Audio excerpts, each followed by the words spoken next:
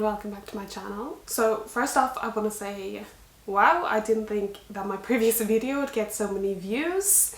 You know, I'm still a small YouTuber. As you can tell, I don't really have the weekly regular uploads here on YouTube.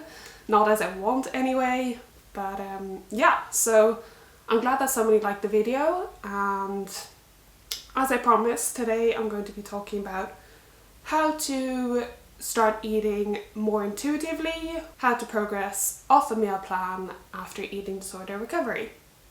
So you can have meal plans for different reasons, whether it's in eating disorder recovery, you know, you have different meal plans, and the meal plan should of course be made specifically for you, your requirements, if you need to gain weight or just maintain weight. And you can of course have meal plans for weight loss, or just have some type of irregular eating, or, you know, a meal plan if you have an illness which requires certain dietary requirements. So this video is specifically about going from a meal plan which you've had in eating disorder recovery, whether it's anorexia, orthorexia, bulimia, binge eating, to beginning to trust your body and eat more intuitively.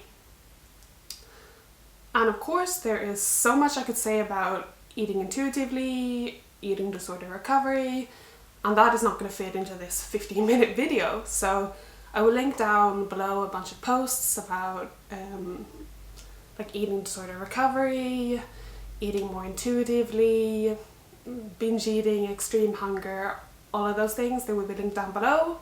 Also, before I get into the tips, I do want to say that I don't want my YouTube account to be solely based on my past experiences or eating disorders. I will of course continue to make videos about eating disorders, eating disorder recovery, intuitive eating, but I also want to be able to do lighthearted videos like what I eat in a day, recipes, vlogs, and videos like that. So just keep that in mind. So before I get into the tips and advice, don't forget to hit that subscribe button, give the video a like, and yeah, let's get into the tips. First off, I don't recommend trying to eat intuitively when you have an eating disorder. That is because there are too many factors which will hinder you from actually being able to listen to your body signals, and your body signals might not quite be accurate, such as your hormone levels can be off, which can lead to not feeling hungry at all or extreme hunger, and I'll get into that afterwards. Then there is of course that your eating disorder will be so strong, so controlling, that even if you try to eat intuitively, you might not be able to, that little controlling voice will still control you too much.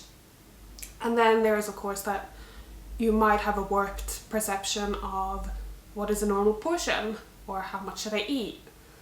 So I personally recommend following a meal plan in eating disorder recovery. That is just to get into the habit of eating regular meal times and also eating the portions that you need and require. If you try to just listen to your body's signals when those signals aren't really working, or there are too many factors which hinder you from actually listening to them, then intuitive eating doesn't really work. Also, if you do need to gain weight, I recommend that you try to eat more intuitively once you've reached your goal weight or your set point, and then you can try to transition away from the meal plan and eating more according to what you want and the amounts you want to eat. So when I began to transition from my meal plan and eat more freely, I began with a snack. So it was my afternoon snack where I could try to listen to my body and choose something based on what I wanted to eat, what I was craving, my hunger amounts. Mando, which was the treatment center I went to, they still told me that I needed to eat a certain portion, a certain amount, that wasn't really free for me to choose. It was just that I could choose if maybe I wanted to eat bread or sandwiches instead of yogurt, or choose more freely what topping I wanted on my bread. Or if I was out and about, I could choose to maybe eat a cinnamon bun instead of have a packed snack with me. So that was the first step. And then it was of course to stop measuring your food. You don't measure and weigh your food in all treatment centres. Many treatment centres work on, just a kind of plate model for your main meals, and you begin to learn roughly how big is a portion. But if you do weigh your food like we did at Mando, then you need to begin trusting your body and kind of eyeballing the portions. That can of course be scary, but when you begin to eat intuitively, you need to realize that there is no too much food. When you begin to listen to your body, you begin to trust your signals, and you realize that some days I might eat 6 meals, some days I might eat continuously snacking the whole day, other days I might eat, a late brunch, early dinner, and maybe a nice snack.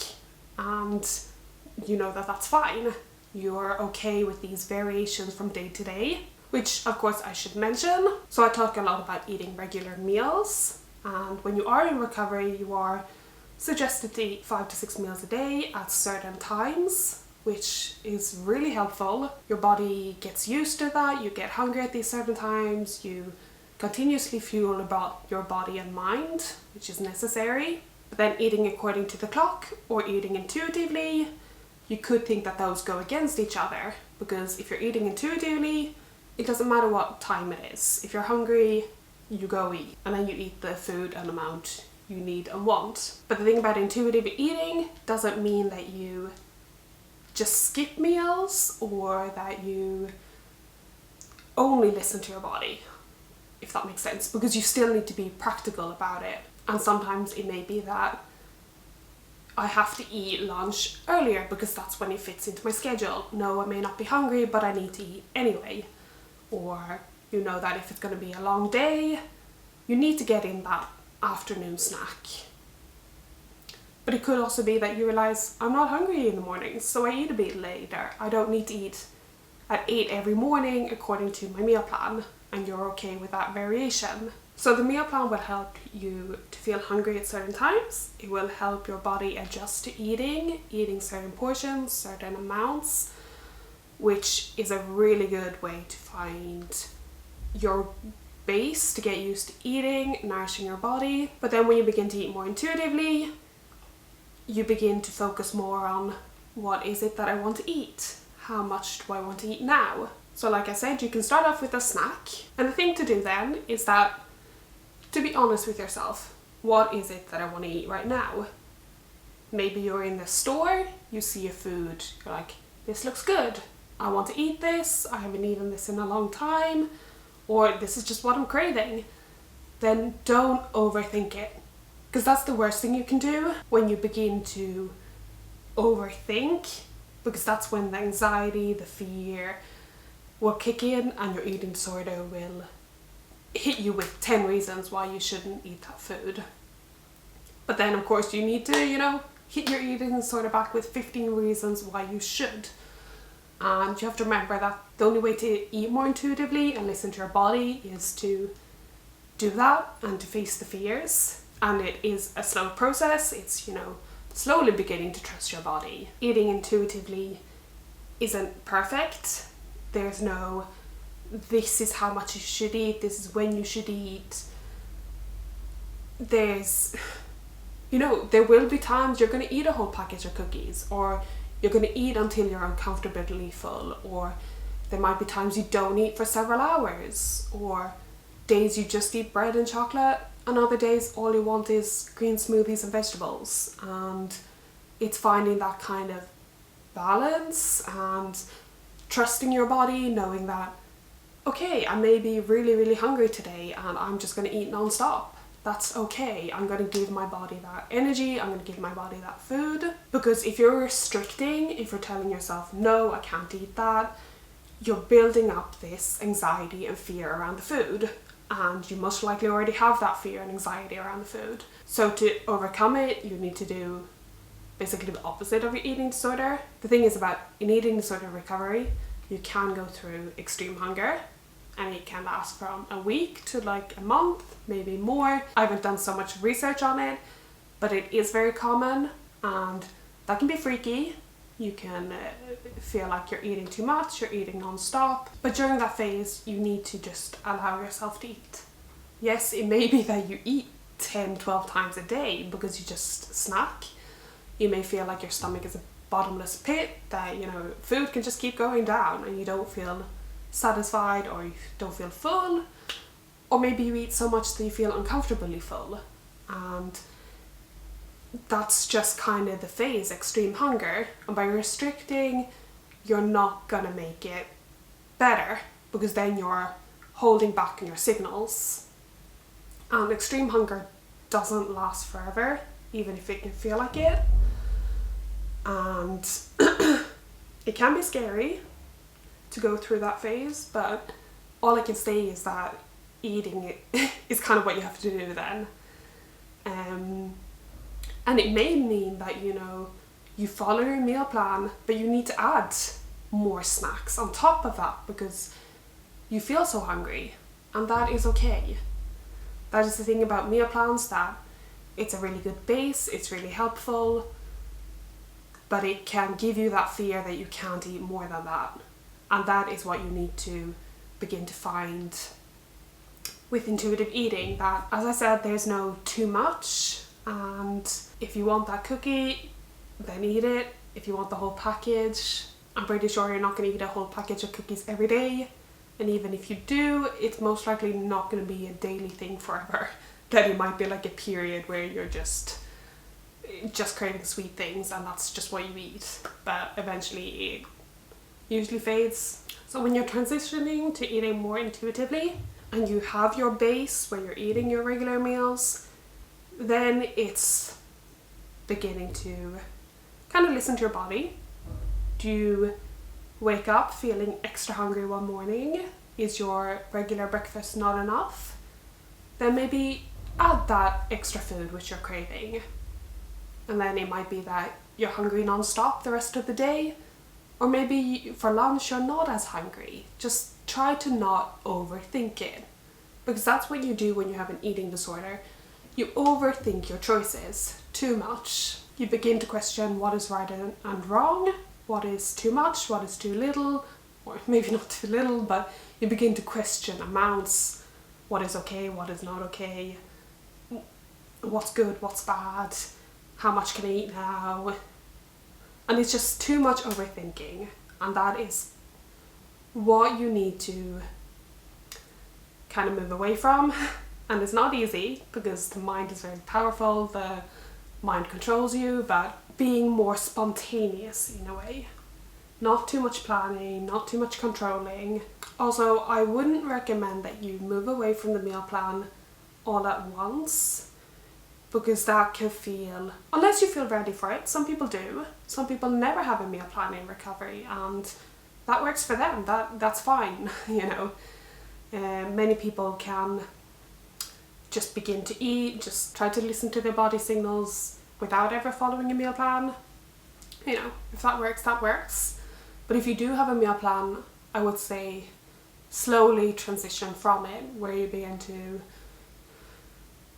more eat based on what you want to eat the portions you want to eat. And as I said, it can be good to already have that base of being okay with eating and having a healthy weight or a set point. It just means that you've already kind of built up that trust with your body, and your body is a bit more better balance, and you might have a better view on what is a normal portion. So eating intuitively means rejecting the diet mentality, trying to get rid of the too much food mentality and overthinking food choices. Instead, trying to make peace with your body and really enjoy the food you're eating.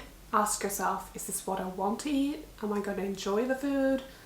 Am I forcing myself to eat something I don't even like just because it's low in calories? Making peace with your body is also an important part of recovery, and eating intuitively, because then you eat more to nourish your body and your mind instead of eating to try to shape your body. But then of course, as I said, eating intuitively, there's no rule book. There's no perfect about it. It's knowing that some days you may stress eat, you may comfort eat, you may eat because of emotions, you may eat because of stress or because you're bored.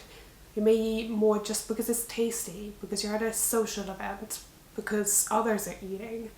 There's no, many think of this perfect diet that you're so strict with yourself. You eat your 5 meals a day, lots of vegetables, lots of fruit and vegetables. But reality is that a normal, if there is such a thing, a way of eating is it's different. It's being okay with eating differently, with eating more, eating less, listening to your body. And of course it's easier said than done. It's a process. But I do recommend that you try to eat with others, especially others who seem to have a healthy relationship with food.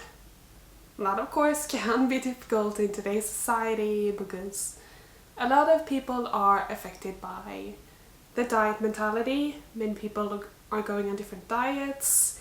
Many people have a very controlled or strained relationship with food, and everyone has their relationship with food. Some people have more complicated relationship, others not so complicated, but my advice would be to try to eat with others, friends or family who can give you somewhat inspiration and help to just eat normally. Try to avoid eating with people who are on strict diets, or eat around people who are always comment about food, whether it's food portions or calories or fat in meals and food. Once again, easier said than done. Many people have a partner or family who